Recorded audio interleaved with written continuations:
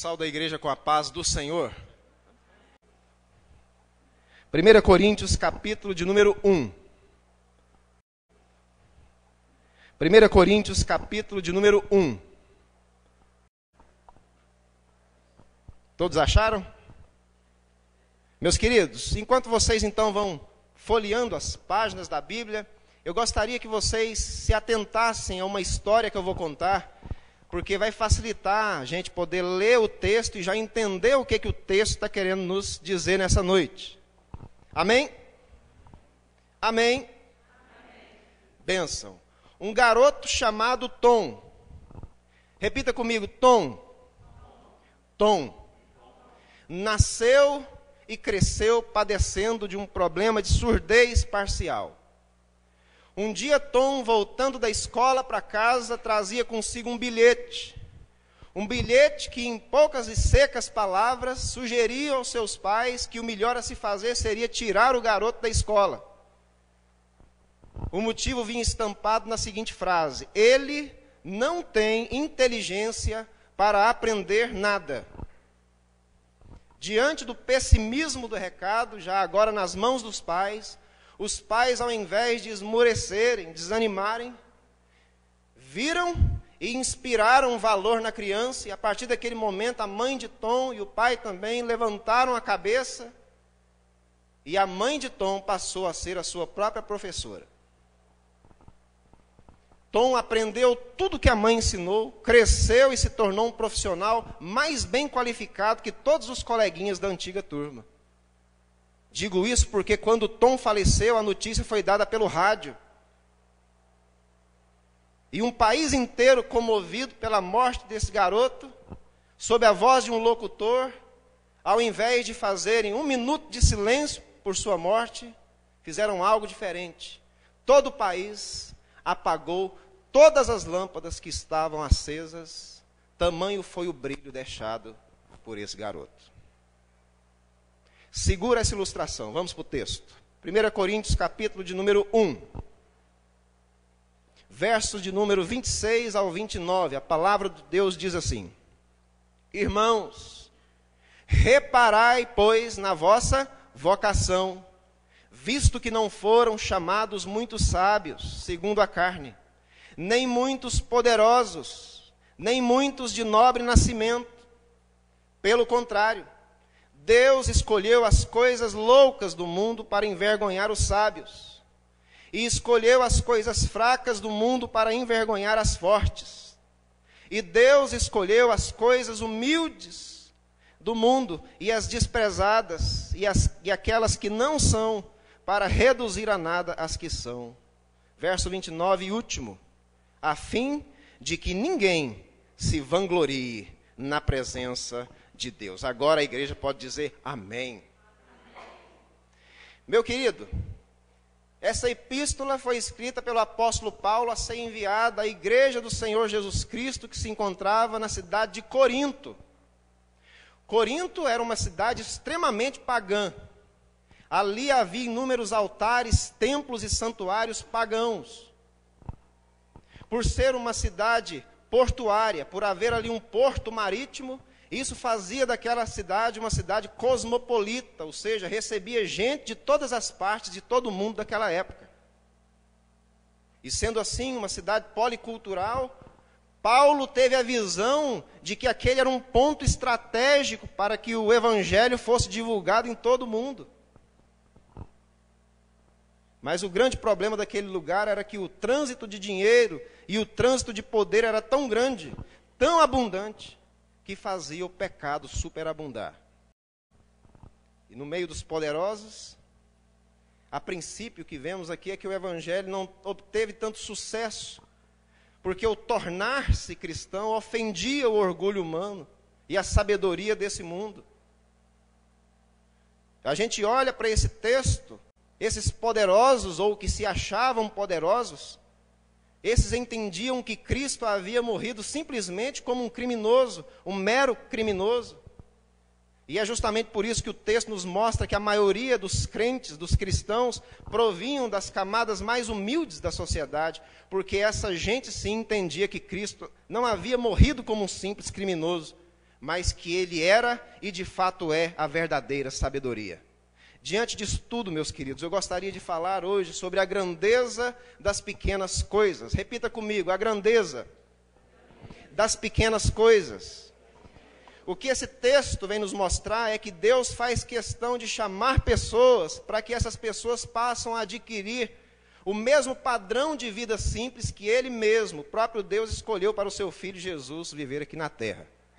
Portanto, eu quero chamar a sua atenção para a primeira lição que o texto nos ensina. A primeira lição vem nos mostrar que a grandeza das pequenas coisas é percebida quando são elas que fazem a diferença. A grandeza das pequenas coisas é percebida quando são elas que fazem a diferença. Vamos começar analisando o início do verso de número 26. Está dizendo assim: irmãos, reparai, pois, na vossa vocação. Olha para mim aqui. É como se o texto estivesse dizendo assim: irmãos, pare um pouco de fazer aquilo que Deus tem tanto te mandado fazer e agora reflita um pouco. Você faz ideia, você tem conhecimento do tamanho do papel que você está cumprindo em matéria de importância ao realizar aquilo que Deus tem te mandado fazer? O texto fala sobre vocação, repita comigo, vocação. Na minha opinião, vocação possui uma irmã gêmea. Isso é ponto de vista meu, vou dizer como o apóstolo Paulo dizia, né? Isso digo eu, não o Senhor. Vocação possui uma palavra gêmea. A palavra é eleição. Repita comigo, eleição. Eleição significa que nós fomos escolhidos por Deus. E o texto ressalta isso.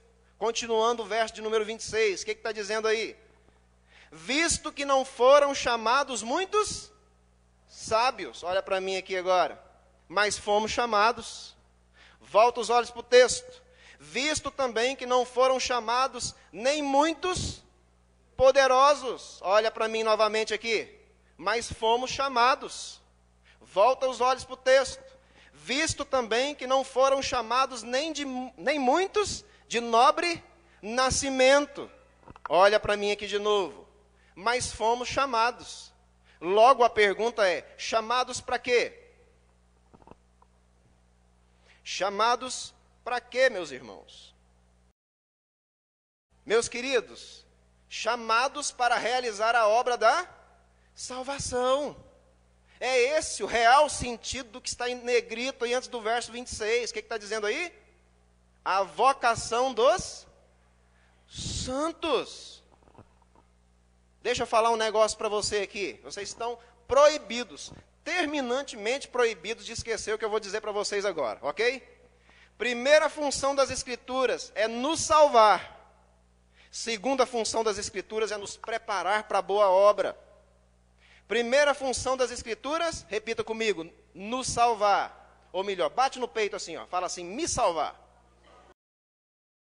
Segunda função das Escrituras, bate no peito assim e fala assim, me preparar para a boa obra.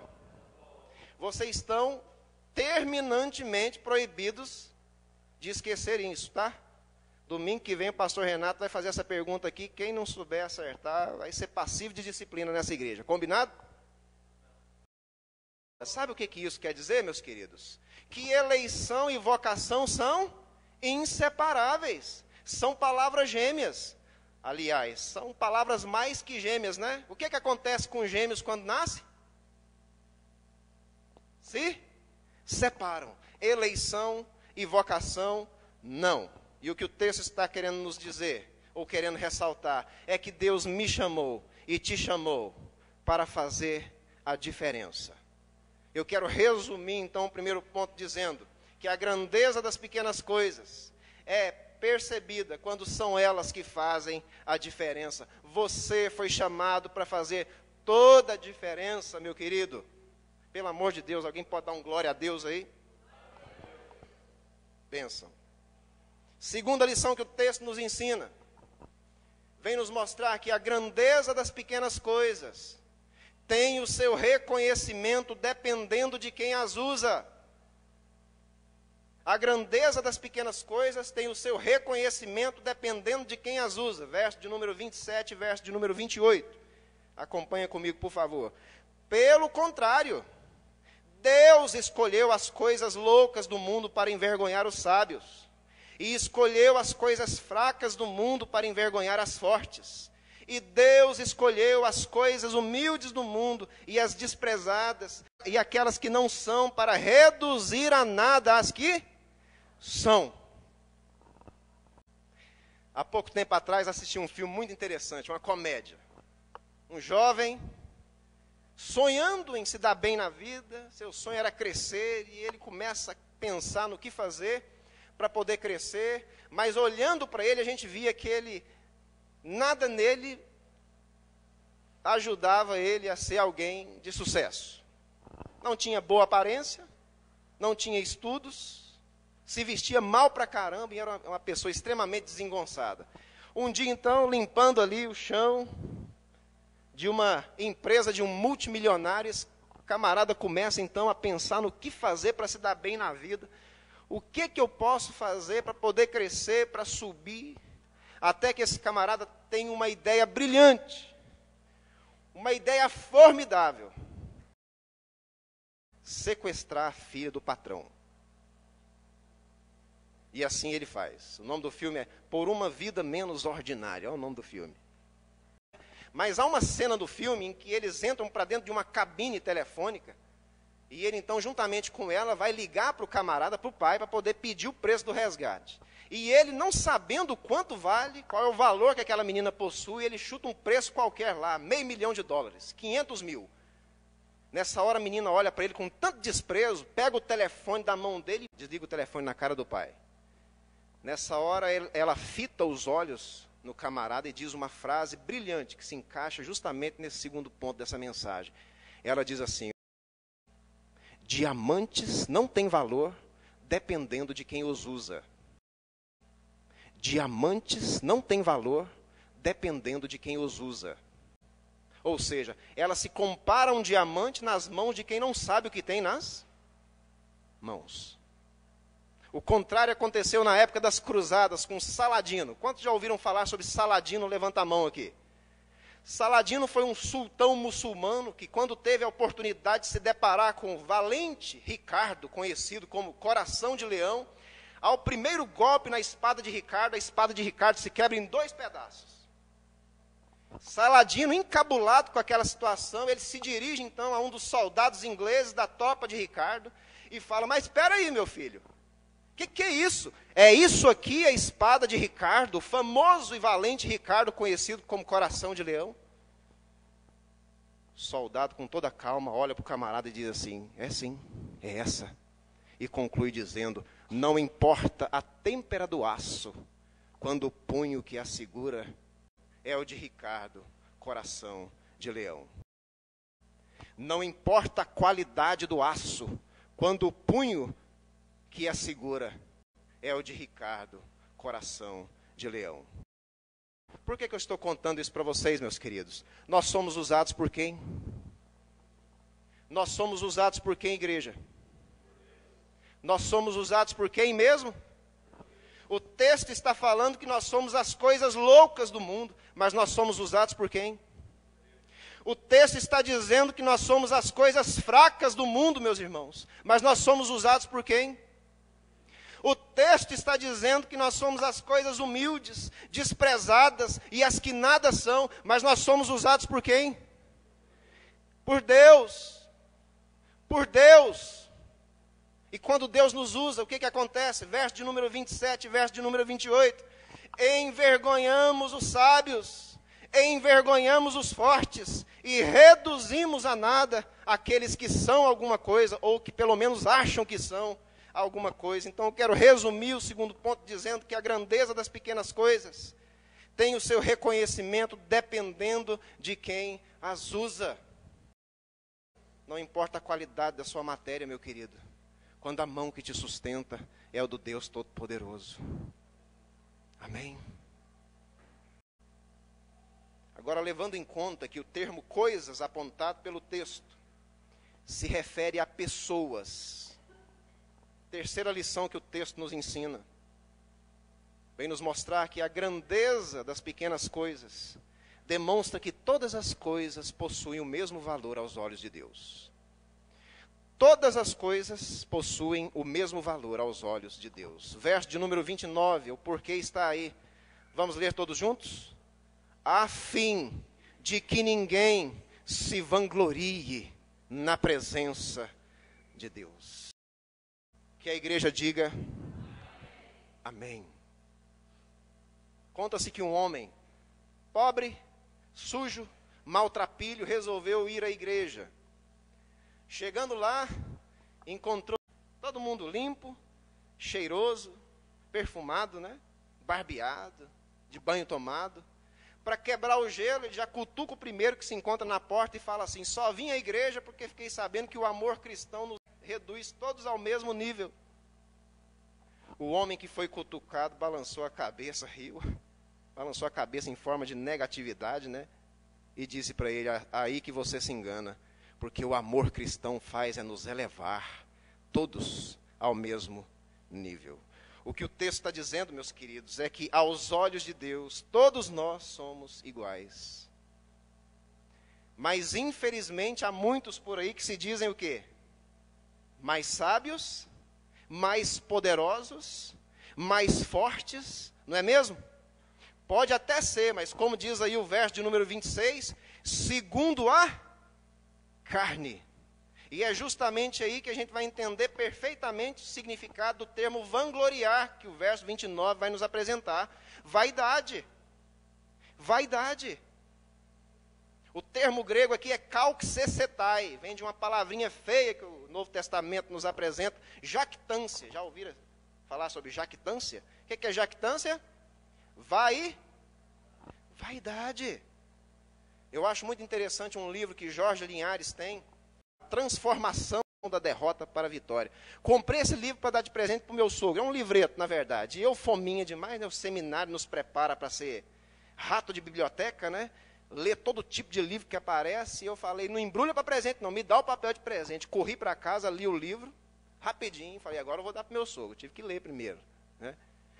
E o que é interessante é que todo o conteúdo do livro, ele se resume, ou ele se converge para uma única frase que diz assim, muito interessante: não há nada de nobre em sermos superiores ao nosso próximo. A verdadeira nobreza consiste em sermos superiores ao que éramos antes. Olha que interessante, meus queridos. Não há nada de nobre em sermos superiores ao nosso próximo. A verdadeira nobreza consiste em sermos superiores ao que éramos antes. Vamos trazer isso para dentro do tema do nosso texto. Qual que é o tema? Repita comigo, vocação. O que isso tem a ver com o tema?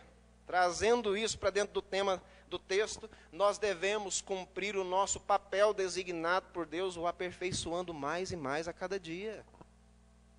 Meus queridos, aos olhos de Deus, todos nós temos o mesmo valor. Por isso, ninguém deve se sentir em momento algum inferior a outra pessoa. Amém? Amém? Fala, amém, pastor. Amém, pastor abençoado. Eu recebo. E é justamente aí que eu volto, então, à historinha que eu contei para vocês no início. Lembram-se do garoto Tom? Lembram-se do garoto Tom? Foi rejeitado pela professora por um problema de surdez parcial. Voltou para casa com um bilhete nas mãos, entregou o bilhete para a mãe leu, saiu para o quarto chorando, o pai leu, se prostrou num sofá, não foi assim? Não? Como é que foi? Levantaram a cabeça, né? E a mãe passou a ser a sua própria professora. Tom aprendeu alguma coisa? Tom aprendeu tudo que a mãe ensinou, cresceu e se tornou um bom profissional, né? Melhor qualificado que todos os coleguinhas da antiga turma, não é isso? Como é que eu sei disso? Quando Tom morreu, a notícia foi dada pelo rádio, não é? E sob a voz do locutor, comovido, Ele e todo um país comovido pela morte do garoto Tom, fizeram-se 1 minuto de silêncio pela sua morte, não foi? Não? O que aconteceu? Apagaram-se todas as lâmpadas que se encontravam acesas, né? Era uma forma de homenageá-lo, meus queridos. Porque o problemático garoto Tom havia crescido e se transformado em Thomas Edison, o inventor da lâmpada. E não somente da lâmpada, da máquina fotográfica, do aparelho de fita cassetes, do filme projetado e movimentado na parede, etc. Tudo isso aconteceu na vida de Tom, porque os seus pais viram e inspiraram valor naquela criança. Aí eu pergunto para vocês, não é justamente isso que o nosso Pai Celeste está fazendo conosco nessa noite? Meus queridos, há grandeza nas pequenas coisas. Há grandeza nas pequenas coisas. O que nós devemos parar é de dizer, eu não posso, eu sou pior, eu não consigo, eu não dou conta, eu sou menor, etc. Eu sei que a gente está na parte conclusiva do sermão, mas vamos ler mais um texto, Jeremias capítulo 1. Eu sei que homileticamente é incorreto, né? Mas eu não gostaria de terminar essa mensagem sem a gente ler Jeremias capítulo de número 1, rapidamente. Jeremias capítulo 1, do verso 4 até o verso 8. Assim diz a palavra do Senhor. A mim veio, pois, a palavra do Senhor, dizendo, antes que eu te formasse no ventre materno, eu te conheci, e antes que saísses da madre te consagrei, e te constituí profeta às nações. Então lhe disse eu, Senhor Deus, eis que não sei falar, porque não passo de uma criança. Mas o Senhor me disse, não digas não passo de uma criança, porque a todos quanto ou a quem eu te enviar, irás, e tudo quanto eu te mandar, falarás. Verso 8 e último. Não temas, Jeremias, diante deles, porque eu sou contigo para te livrar, diz o Senhor. Alguém, pelo amor de Deus, pode dizer amém. Duas aplicações. Coisa mais presbiteriana, né? Está entalado querendo dizer amém, mas não diz amém. Que é isso, meus queridos? A Bíblia diz que onde o Espírito Santo está, há liberdade. Liberdade. Duas aplicações para a gente poder encerrar. Primeiro, creia, meus queridos, que você é capaz. Creia que você é capaz. Deus te escolheu para fazer toda a diferença. Segunda aplicação, faça sem medo tudo aquilo que Deus te chamou para fazer. Porque quando Deus coloca uma ferramenta nas nossas mãos, é Ele quem nos capacita. Eu só quero dizer para vocês, meus queridos, se fosse para me resumir tudo que eu estou falando aqui, o recado de Deus, a partir da minha vida para a sua vida, é você é uma bênção, meu querido. Você é uma bênção. Vira para a pessoa que está do seu lado e fala, você é uma bênção. Que Deus possa abençoar você.